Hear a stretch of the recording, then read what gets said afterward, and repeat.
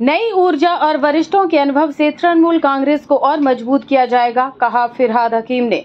तृणमूल कांग्रेस के मंत्री और कोलकाता नगर निगम के मेयर फिरहाद हकीम ने कहा कि यदि नए नेताओं की ऊर्जा और वरिष्ठ नेताओं के अनुभव का सही तरीके से उपयोग किया जाए तो पार्टी और भी मजबूत हो सकती है। उन्होंने चेतावनी दी कि जो लोग केवल अपनी चुनावी जीत को ही अहम मानते हैं और विधानसभा या लोकसभा चुनावों की जिम्मेदारी से बचने की सोचते हैं, पार्टी उनके खिलाफ निश्चित कार्रवाई कर सकती है। पार्टी पूरे राज्य में ऐसे मामलों पर कार्रवाई करेगी, चाहे वे कोलकाता हो या अन्य क्षेत्र।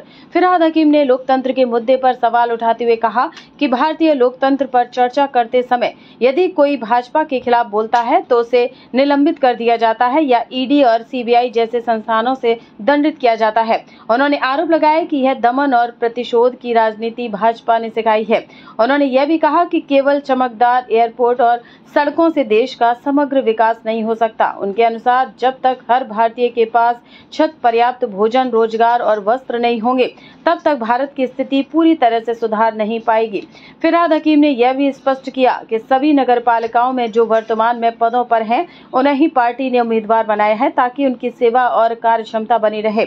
अगर पार्टी को लगता है कि कोई अपनी जिम्मेदारी ठीक से निभा नहीं रहा है तो उसे पद से हटा दिया जा सकता है या अगले चुनाव में टिकट नहीं दिया जा सकता है। পুঁজিপতিদের দিয়ে ভারতবর্ষ এগোনোটা এগোনো নয়। যেদিন ভারতবর্ষের 150 কোটি মানুষ খেতে পাবেন, যেদিন 150 কোটি মানুষের মাথায় ছাদ থাকবে, যেদিন 150 কোটি মানুষের অঙ্গে বস্ত্র থাকবে, সেই দিন ভারত এগোবে। এয়ারপোর্ট দিয়ে দিলাম, পোর্ট দিয়ে দিলাম নিজের ব্যবসায়ীকে, আর সেই ব্যবসায়ী লাভে ট্রিলিয়ন বিলিয়ন গিলিয়ন সব কি বলে ওরা, সেটাতে ভারতবর্ষ এগোনো না। গান্ধীজি বলেছিলেন যদি গরুর গাড়িতে চড়তে হয় চড়ুক, কিন্তু রুটি কাপড় আর মাকান যেন প্রত্যেক ভারতীয়র মাথায় থাকে। আজও কিন্তু গান্ধীজির সেই স্বপ্ন পূরণ হয়নি। আর প্রধানমন্ত্রী বিপরীত রাস্তায় নিয়ে যাচ্ছেন, যেখানে দারিদ্র সীমা ভারতবর্ষে বেড়ে যাচ্ছে, দারিদ্রতা বেড়ে যাচ্ছে। হ্যাঁ, আনএমপ্লয়মেন্ট সর্বকালের সব থেকে উপরে উঠেছে। সুতরাং এটা ভারতবর্ষের রাস্তা নয়, এটা ভারতবাসীদের জন্য নয়, তার হাতে গোনা কিছু ইন্ডাস্ট্রিয়ালিস্টদের জন্য ভালো হচ্ছে। কোভিডেও তাদের 200% প্রফিট হয়েছে, কিন্তু ভারতবাসীর কোনো লাভ হয়নি। এই প্রথমে মোদী সরকার আর তারপরে এখন নীতিশ নাইডু ডিপেন্ডেন্ট অ্যালায়েন্সে।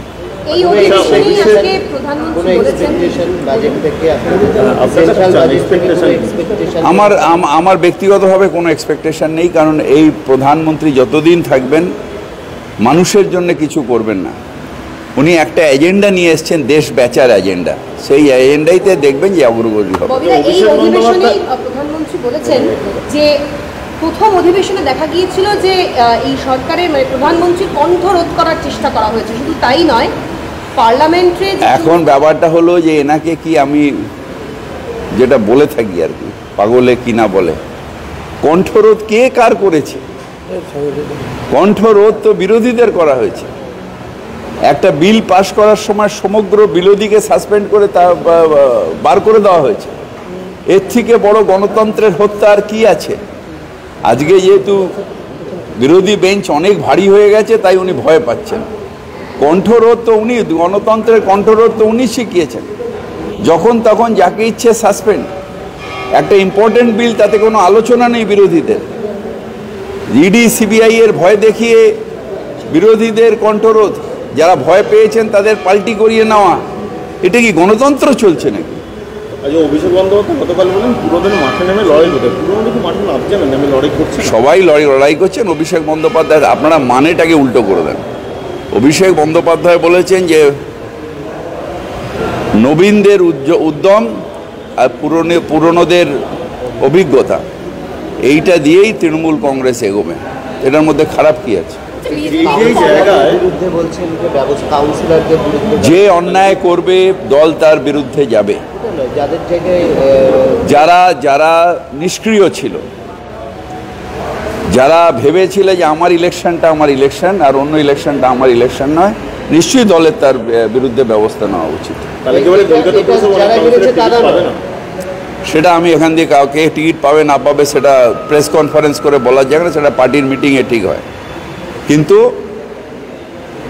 এমন শুধু কাউন্সিলর না, অনেক জনপ্রতিনিধি আছেন যারা নিজের ইলেকশনের সময় যেভাবে নাবেন সেইভাবে বিধানসভা বা লোকসভায় নাবেন না, সেইখানে আমাদের আপত্তি নিশ্চিতভাবে আছে। কলকাতাতেও তাই হয়েছে।